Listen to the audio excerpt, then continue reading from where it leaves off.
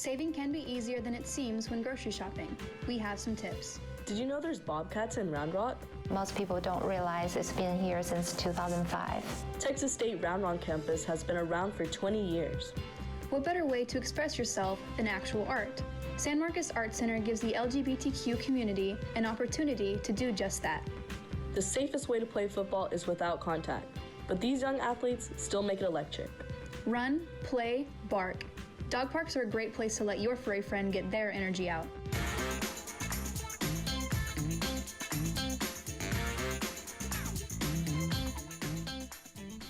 Hi, and welcome to Bobcat Bulletin. I'm Becca Cade. And I'm Stephanie Soto. You've probably noticed this. Egg prices have dropped 79% since the start of 2023, but some prices are still going up and down. Unfortunately, yeah, I have noticed. Reporter Grant Kutosh takes us curbside at H-E-B with some tips on how we can save money.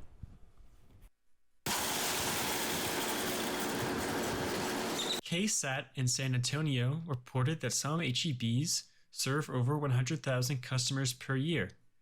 H-E-B's coupons and deals are a great ways to save money when shopping. I made my way to the H-E-B on East Hopkins Street in San Marcos on Saturday to get an idea on where customers like to shop. Customer Rachel Ozoro shared some tips on how college students can save money.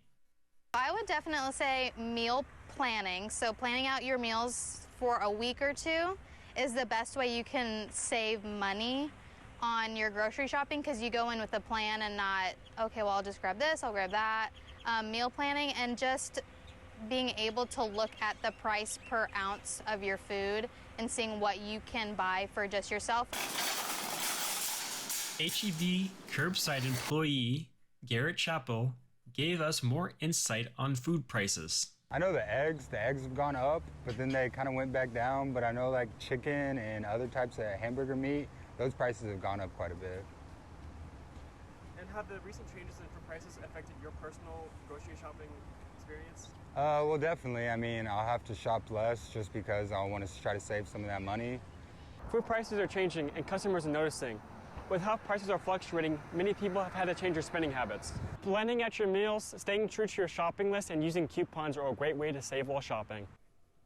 There's some good economic news. On Tuesday, forecasters at Goldman Sachs lowered the odds the U.S. will be in recession over the next year. The company says the odds the recession dropped from 35% down to 25%. There are two major factors for this drop.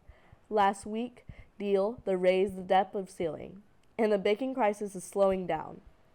The World Bank also expects the U.S. economy to grow about double the rate forecast in January. And great news from the U.S. job market. Things are looking up as we hit record high for employment. With over 1.5 million jobs created this year, hiring is actually a lot better than before the pandemic, and more women are getting into hybrid work. There are still some problems. Some women are having to return to work because of inflation, and unemployment among Black Americans has gone up from a record low of 4.5% in April to 5.5% in May. Texas just became the 19th state to ban gender-affirming care for minors. Governor Greg Abbott signed a bill that stops healthcare providers from providing gender-changing surgery, hormone therapy, or other medicines to minors, according to CNN. Health providers could lose their license if they violate the law. There are exceptions. Some kids already in gender treatment can continue for now.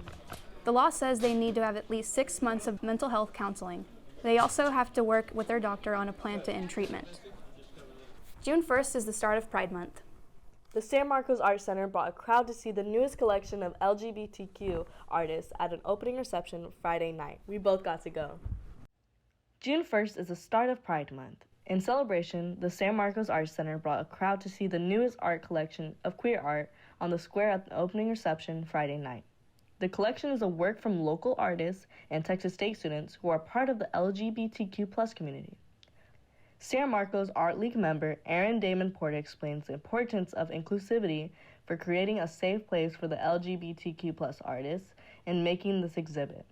One of the phrases that I've heard over the past several years that I really love is nothing about us without us. So queer people telling their own stories. And I think having an exhibit where it's all queer voices is an opportunity to get a bigger picture of the conversation.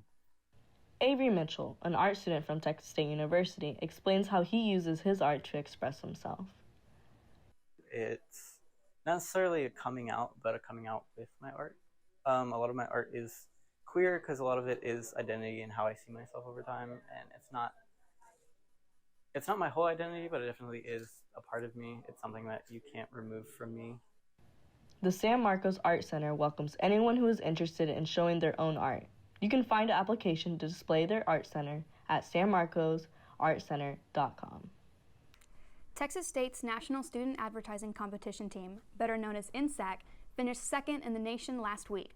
NSAC is a competition held each year for advertising professionals from all over the country, who get to see student work from nearly 100 universities. This is the second time in 4 years Texas State got to the national finals. The College of Fine Arts and Communication and School of Journalism and Mass Communication helped a whole bunch of the Texas State students attend the Advertising Federation Conference in St. Louis last week, where the winners were announced. Liberty University won first place, but congratulations to all our ad team students. Can you believe that? Beating 100 schools? 100 is crazy. That's amazing. Go ad team. Hey, Becca, did you know about our Round Rock campus? I did, but I haven't been there yet. Well, reporter Antoine Payne stopped by a couple times before last week and showed us what's going on. Texas State Round Rock campus is a hidden gem for the university. Offering more than 30 degree programs, the Round Rock campus features state-of-the-art facilities that prepare future healthcare professionals. I talked to the campus coordinator, Amy Wong, about the history of this impressive campus. The building we are in today, the Avery building, named by the Avery family, is the very first building on this campus. It's still maintained very well. Most people don't realize it's been here since 2005. For nearly 20 years, the Round Rock campus has slowly grown into a small campus community, adding more students and degree programs every year. In 2010, we added a second academic building, that's the nursing building, dedicated to the St. David's School of Nursing program. 2018, we added another academic building named Willow Hall, which is the first building to start really strategically relocating the College of Health Professions from the San Marcos campus to the Round Rock campus. For some students, Round Rock is the only Texas State campus they know. Our PT program is only offered at the Round Rock campus. Same. PT, physical therapy, has clinics for physical therapy, and community members, even they don't have insurance coverage, they can pay a small fee and receive a continuous treatment. The location of the campus puts it in one of the fastest growing areas in the country and allows business professionals to pursue further career growth. They already either live in the community, work in the community, or they have families in the community. So for them, not having to drive to San Marcos campus, which is about 1.5 hours away, and not counting the traffic through Austin, is a huge advantage. Texas State is planning on major changes for this campus in the future. We will have further updates once the plan is made official. For Bobcat Update, I'm Antoine Payne.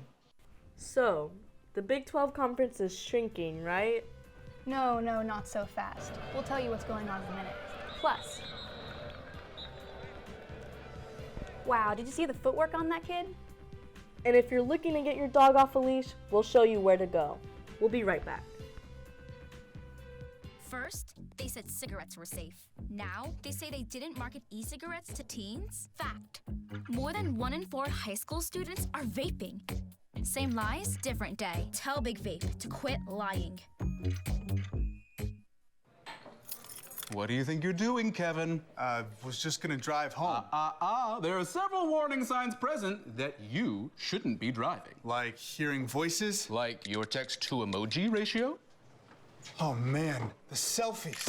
Selfie. Nailed it. We all have warning signs that let us know that we're probably not okay to drive. Mine is pretending to be your subconscious. Craig, come on man, let's put a ride home.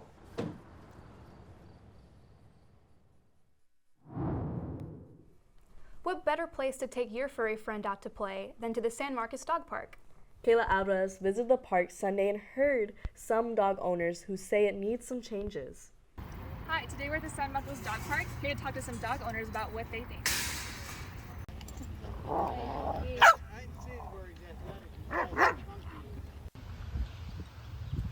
The dog park is 2 acres wide and can be found on the corner of Charles Austin and East Hopkins. Many dog owners bring their pets here to help them burn off some of that high energy, like Danny Gonzalez.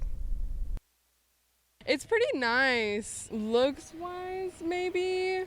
I know like the city like tends to leave like that grass overgrown over there, and it kind of makes it like look a little less like appealing. Bring my dog back here. Her name's Chamoy. She seems to like it a lot. Like I've never had problems with any other dogs or people. So yeah.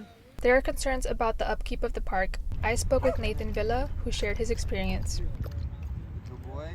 There's definitely some issues when it comes to the water pumps here. The fact that water only comes out on that side, but on this side right here, it takes a long time, and there's no access for dogs to reach down and get any. And then besides that, the locks on the gates. Sometimes people's dogs will get out if they're a little careless, but still, though, it'd be nice to have locks. Yeah. Despite these issues, it's a place for locals like Adrian Heisler to build a sense of community.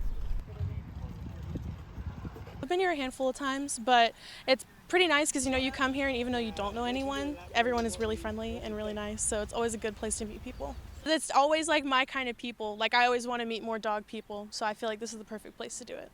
Actually, for better or for worse, I've dated several girls from here, and they were all great. But as far as friends-wise, yeah, I've had consistent friends here for several years now, and it's always a good time. Regulars would like to see some improvement in the place they and their furry friends love so much. I'm Kayla Alvarez, back to you in the studio.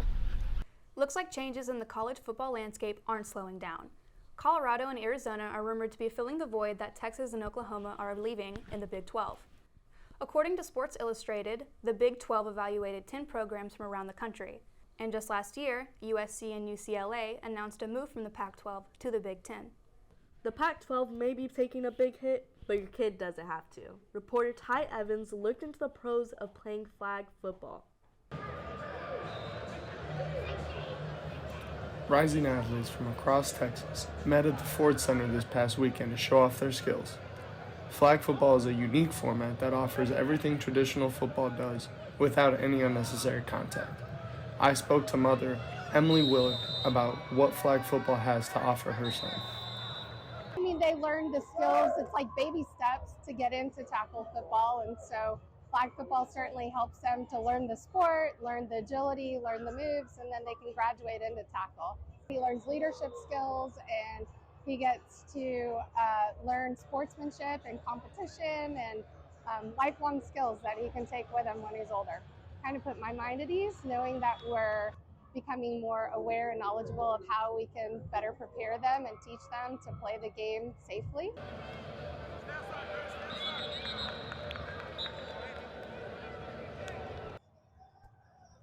Events like the Gridiron Flag Football Championship give athletes a chance to play the game that they love in an amazing venue like the Ford Center, while also developing their skills and staying safe at the same time.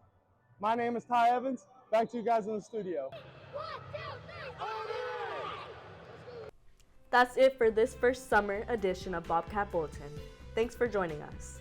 We appreciate it, and we'll see you next week.